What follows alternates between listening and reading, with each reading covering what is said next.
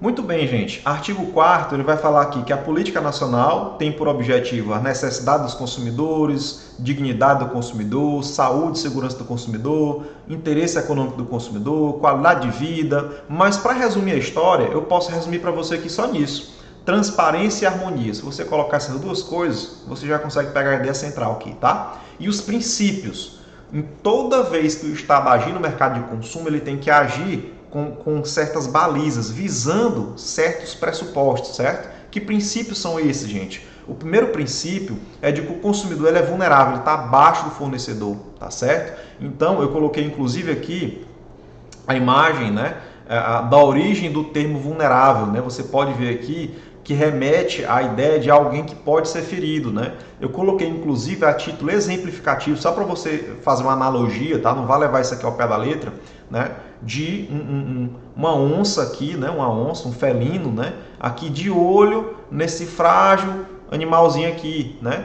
Para fazer esse animalzinho de jantar, né? Repito, não leve isso ao pé da letra, foi só uma ilustração para você fazer uma analogia, tá? Mas perceba isso, gente, que aqui o felino ele está acima, né, desse animalzinho aqui, que ele é vulnerável, tá certo? Então perceba que a gente tem sempre essa disparidade, né? O consumidor ele sempre é vulnerável. Se uma pessoa não é vulnerável, então ela não é consumidora. Ali vai ser aplicada uma outra legislação, a legislação, por exemplo, civil, tá?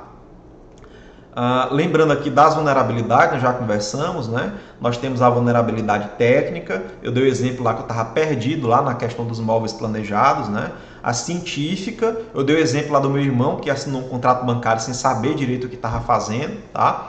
Dei o exemplo também do seu pai que foi contratar um empréstimo, né? O seu tio foi contratar um empréstimo, né? E não sabia bem o que estava assinando ali. E a vulnerabilidade econômica, né? Eu falei das concessionárias, de serviços públicos, né? Energia, água, falei também da questão do posto de combustível, tá?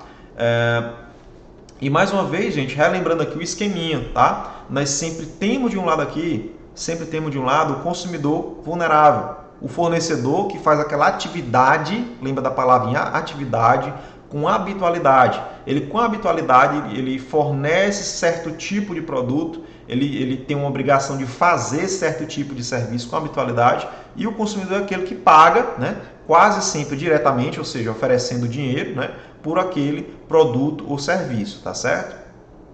No inciso 2, gente, a gente tem a ação governamental. Então, assim, o Estado precisa agir para proteger o consumidor, por iniciativa direta, por incentivo à criação de associações, né? As associações elas têm um importante papel, a gente vai ver lá na frente, tá? Pela presença do Estado no mercado, né? A gente lembra do artigo 1º da ordem pública, a gente lembra também do capítulo 7, né? Que eu já mencionei, que a gente vai ver lá na frente, que fala das sanções administrativas, tá certo? E pela garantia de produtos ou serviços com padrão de qualidade, segurança, durabilidade, desempenho. A gente lembra aqui, por exemplo, da atuação do Inmetro, do INMEP, por exemplo, tá?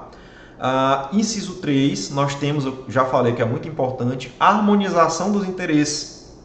Ou seja, de um lado nós temos a proteção do consumidor e de outro lado nós temos o lucro, o desenvolvimento tecnológico, né? Conforme eu já expliquei lá no artigo 1º, quando eu falei da Constituição, tá certo?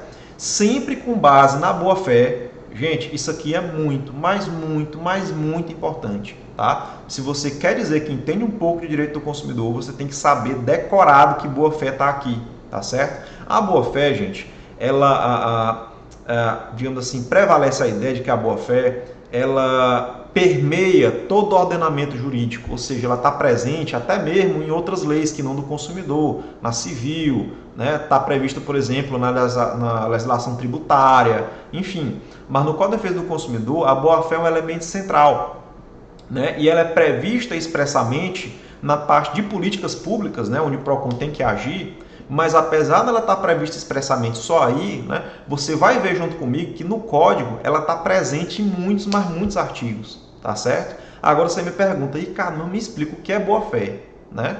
Vou explicar para você. Boa-fé aqui, gente, é o que a gente chama de boa-fé objetiva, não se assuste. O que quer dizer a boa-fé objetiva? Ela é o oposto da subjetiva. Ricardo, estou perdido. Não se desespere. Boa-fé subjetiva é aquela que está dentro da sua cabeça, né? Ou seja, eu vou tentar adivinhar se aquela pessoa tem boa intenção, digamos assim, tá? Essa é a boa-fé subjetiva, mas ela não importa pra gente, tá? O que importa como diz aquele ditado, né? Ações valem mais que 1000 palavras, 1000 pensamentos, 1000 intenções, tá certo? Então, para o Código de Defesa do Consumidor, boa-fé não é aquela que você vai tentar adivinhar se o fornecedor está de boa-fé. Não. Você vai ver pelos atos do fornecedor se ele realmente estava de boa-fé, tá certo? Então, gente, o que é a boa-fé? A boa-fé é a busca, digamos assim, de que o contrato seja cumprido, né? É a proteção da expectativa das partes. Ou seja, o fornecedor que ele está de boa-fé, ele está, digamos assim, numa situação oposta ao que eu vou dizer agora, né? Você com certeza já ouviu, né? Ou já vivenciou situações em que uma pessoa disse assim: ah, tô me lixando para outra pessoa, se ela entendeu, se ela não entendeu, o que ela quer, eu não tô nem aí para ela, eu sei que a gente fez o contrato e tchau, né? Você com certeza já vivenciou alguma situação assim, né? Mas essa é uma situação que ela não está conforme a boa-fé, né? Ou seja, o fornecedor que age conforme a boa-fé, ele é um fornecedor que ele está preocupado se o fornecedor entender o que ele está contratando, se as expectativas dele realmente vão ser cumpridas com aquele contrato, tá certo? Isso ele tem que demonstrar por atitudes, tá? Então, sempre que a gente fala em boa-fé, a gente fala em quê? Em lealdade, esclarecimento, cuidado. O fornecedor não pode ser desleal com o consumidor, agir traiçoeiramente, não pode. Ele não pode deixar de ter aquele trabalho de esclarecimento com o consumidor, não pode. Ele tem que saber que ele é o especialista na área, ele é o profissional, o consumidor não entende direito daquilo. Ele tem que explicar, esclarecer do que se trata aquilo, tá? E dever de cuidado, tá? E isso, gente, essas noções aqui que eu trouxe para você, ela vai servir para você interpretar contratos. Ou seja, aquela cláusula lá que ninguém tem direito, a redação dúbia, confusa, você pode utilizar a boa-fé para interpretar aquela cláusula, né? Outra coisa, a limitação da autonomia da vontade. Ou seja, nós, por conta da livre iniciativa, nós temos uma liberdade para os fornecedores agirem, né? Mas essas ações não são absolutas. O fornecedor não pode agir, né, contrariando a boa-fé. Ele tem até liberdade, mas se ele agir em desconformidade com a boa-fé, ou seja, se ele não for leal, se ele não agir com o esclarecimento, com cuidado para com o consumidor, ele pode ser sancionado. Nós vamos ver isso mais com calma, tá? Então, tudo isso, gente, aqui são deveres. Todo contrato que você assina, por mais que não esteja expresso, né, em todo contrato, o fornecedor tem essas obrigações para com você, de ser leal, de te esclarecer as coisas, de ter cuidado, né, para com os seus interesses naquele contrato, tá certo? É basicamente isso, gente, que é, em termos bem resumidos e simples, a boa-fé objetiva, a boa-fé que eu falei que é muito importante, que está aqui no artigo 4º, inciso 3, tá bom? E o equilíbrio, gente, lembra do esqueminha lá que eu mostrei várias vezes? Você vai ver várias vezes aqui durante o curso, tá? Perceba que tem que haver um equilíbrio, né, entre um lado aqui, esse pagamentozinho aqui, e essa entrega aqui do produto ou serviço. Tem que haver um equilíbrio aqui, tá? Não pode haver uma situação de falta de correspondência entre essa prestação aqui e essa aqui, tá? A gente sempre tem que buscar o equilíbrio das partes. A gente sabe que como o consumidor é vulnerável, ele está aqui, mas a gente sempre tem que procurar trazer o consumidor para cima, tá? É essa a ideia, tá bom? Educação e informação, né? Ou seja, a gente sempre tem que estar atento para educar fornecedores e consumidores.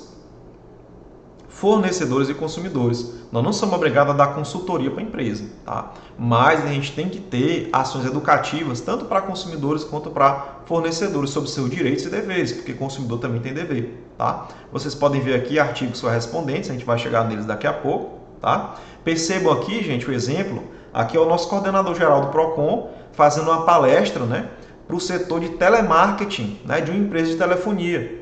Então isso aqui não foi de graça que a gente fez, né? Isso aqui não foi de graça, isso aqui está previsto no Código de Defesa do Consumidor, no artigo 4º, inciso 4, tá certo? Artigo 4º, inciso 5. Nós temos que incentivar os fornecedores a ter controle de qualidade, de segurança, né? E nós temos também que incentivar os fornecedores a ter mecanismos alternativos de solução de conflitos. Ou seja, nós temos que incentivar, por exemplo, o fornecedor a buscar essa ODR, esse consumidor.gov, se cadastrar no Gov, né? A ter mais essa forma de resolver os conflitos, tá certo? Isso é um dever que a gente tem também, tá bom? Inciso 6, coibição e repressão, ou seja, tentar evitar e reprimir o que já aconteceu, tá? Aos abusos praticados no mercado de consumo. Você vai ver muito essa palavra aqui, gente, abuso, tá? Vou dar um exemplo. Se você coloca duas crianças numa mesma sala, uma criança maior e uma criança menor, né? Uma bem mais forte e uma bem mais fraca, né? O que pode acontecer? A maior vai fazer bullying com a menor, né, gente? Então, assim, a mesma coisa acontece no mercado de consumo. Nós temos um fornecedor que é empresa grande, que é especializada no negócio, que tem domínio do mercado, que tem domínio daquele produto ou serviço, né? Ele muitas vezes vai abusar daquele consumidor que não tem tanto recurso, que não entende tanto daquele produto, daquele serviço, tá certo? Então é por isso que diz aqui que o PROCON tem que coibir e reprimir esses abusos, tá certo? Perceba essa imagem aqui, ó. Nós temos um consumidor aqui, ó, e nós temos aqui esse exércitozinho aqui, né, para demonstrar a disparidade, tá certo? Que há entre consumidor e o fornecedor, que tem sempre mais estrutura.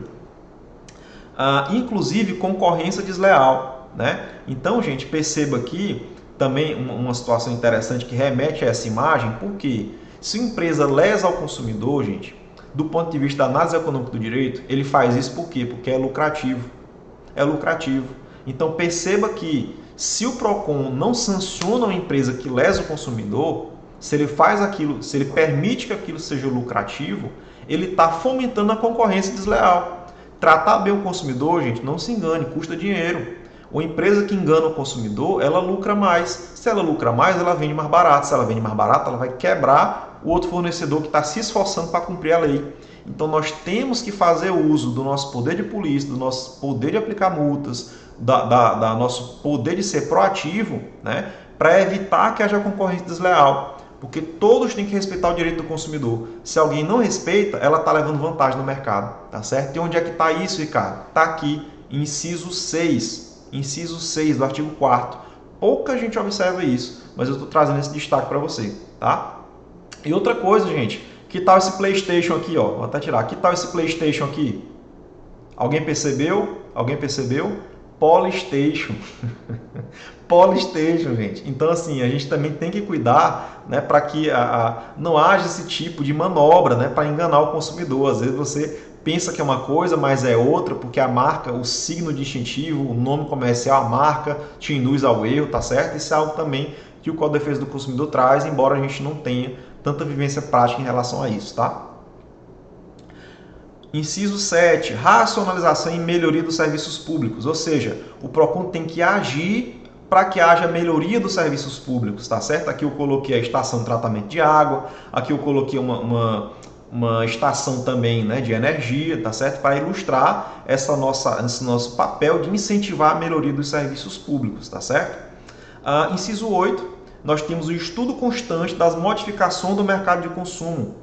Ou seja, lembra do que eu falei para vocês, nós não somos inertes, nós não temos que esperar a infração acontecer, nós temos que estudar o mercado, ver o que está acontecendo e agir, tá certo? Eu coloquei uma imagem aqui do programa de BI, né, de Business Intelligence, justamente para que a gente possa ver essa tendência, né? Isso era algo que era só, digamos assim, uma coisa de enfeite no Código de Defesa do Consumidor, mas felizmente aos poucos nós estamos começando a amadurecer essa ideia, tá certo?